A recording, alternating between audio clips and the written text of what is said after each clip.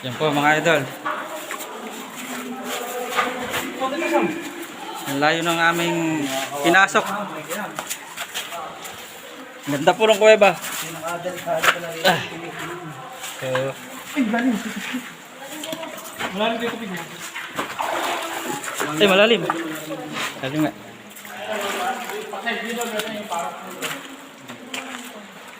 Pagkain yung kuha kasi hindi mo lang mapapansin na paro.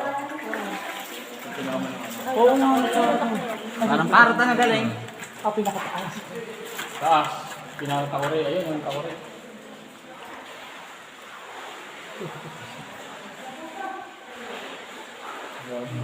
Ganda. Oh.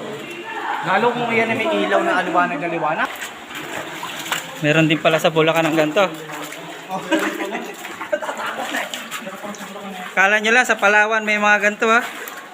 Bulacan meron din. Oh. Kaya punta na kayo rito. Mga idol.